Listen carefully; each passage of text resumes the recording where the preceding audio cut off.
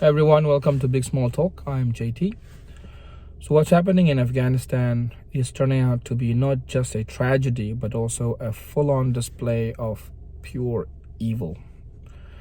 The Allies were there 20 years, and it only hit me recently that the society that's there right now is completely different from the society during the Taliban era.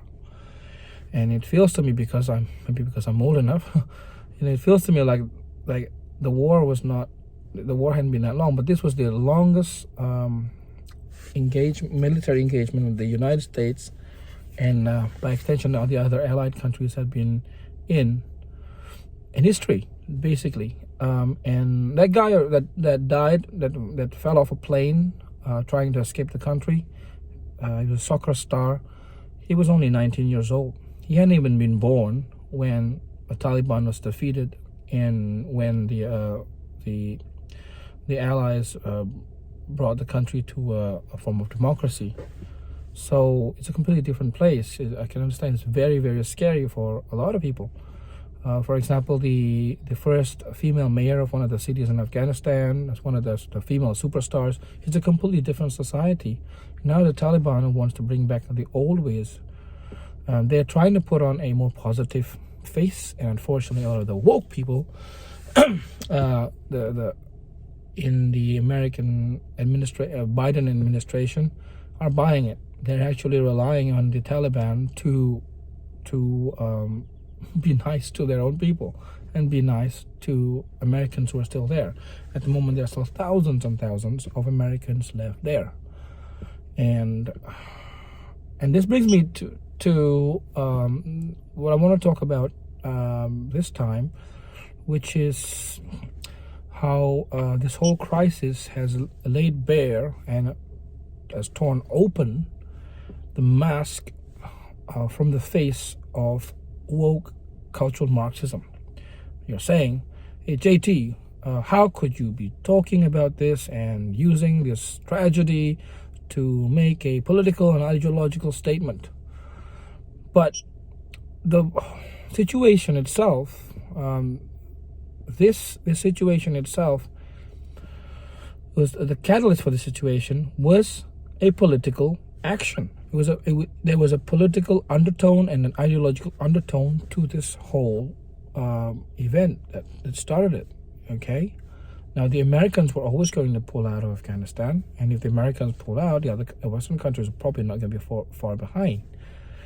But it wasn't that they pulled out; it was that the way that they pulled out under the Biden administrations, or as I like to say, the so-called Biden administration, because I don't really think he's in charge. And the big ideological movement, big ideological motor in that administration is what we call wokeness. But wokeness is really just a symptom, isn't it? Wokeness woke is a word we like to use because it's short, it's snappy, and yeah. But what we don't talk about a lot is the underlying philosophy of cultural Marxism, which is in turn a product of cultural theory. And I've talked about that before. But what does that have to do with Afghanistan? Well, if you know, I don't know if you know this, but if you look back, maybe only a few weeks before the whole American withdrawal from Afghanistan, the big controversy in the American military, and the American military is the muscle that maintain equilibrium in Afghanistan. They're the under Trump especially, they're the force that kept the Taliban in check. And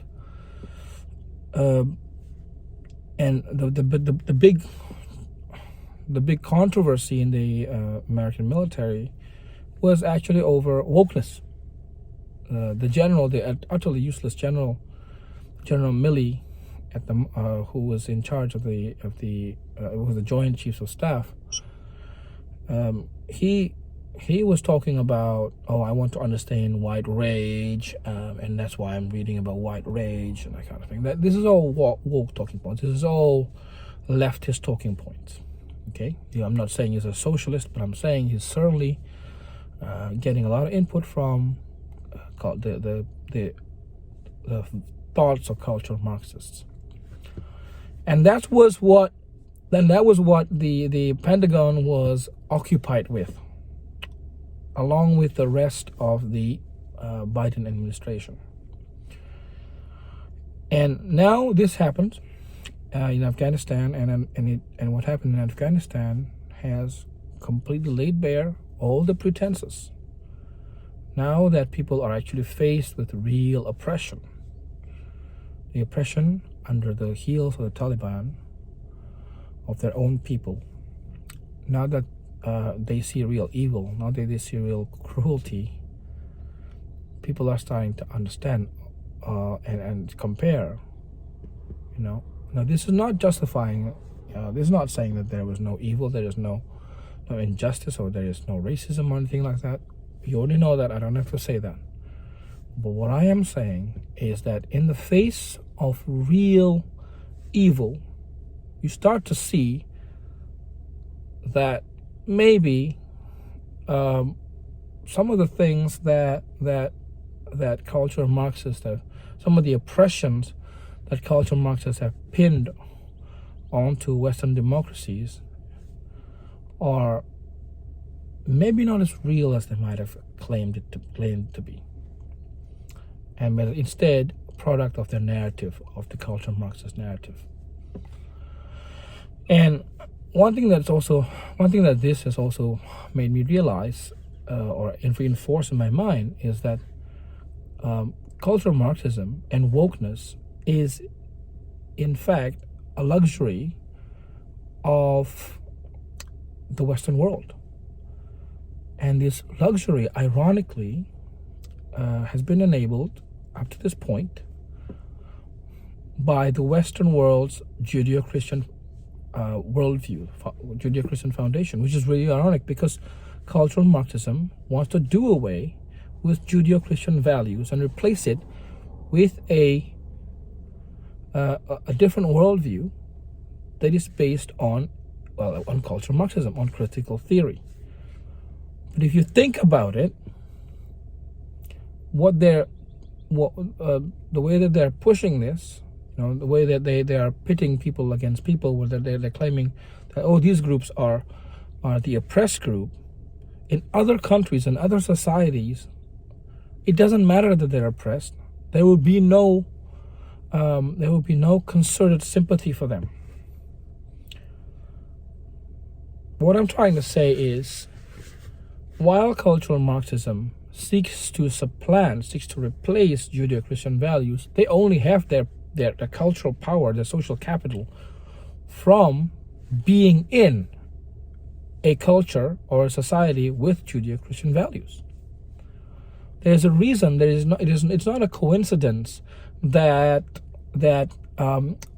wokeness comes out of the Western world, whose foundation is Judeo-Christian worldview, who is founded on Judeo-Christian worldview. There's a reason why wokeness didn't come out of, let's say, Africa. In Africa, this whole dynamics of oppression and oppressed, the whole Marxist thing, comes in a different form, a more militant and bloody and violent form. So in Africa, in societies in Africa, where weakness or being oppressed is not a virtue like it has become in the West, if you want to, if you feel oppressed, you don't appeal to the courts, you don't appeal to the media. You take up arms and kill your perceived oppressor. So that's the difference. Whereas in the West, we appeal to society's sense of justice, society's sense of compassion, society's and the thing with cultural Marxism is it also perverts and twists oppressed status into a virtue, which doesn't happen. in a lot of other societies, oppressed is being oppressed is a sense of weakness. It's not a sense of virtue. It's a sense of moral and physical and intellectual bankruptcy, not a virtue. It can only become a virtue in the West because we see the oppressed peoples as people to be defended, and then cultural Marxists turn that into, oh well, if they're to be defended, they must be virtuous, which is a leap of logic. Right. Well, anyway, that's all I've got to say. I thought I'd share that. How what's happening in Afghanistan actually lays bare the deceit and the moral bankruptcy of cultural Marxism and wokeness. If you find this content useful at all, please don't forget to like, share, and subscribe. And the video on Tower of Babel is coming. I know it's been a very long time. It is coming very soon, and I hope to see you then.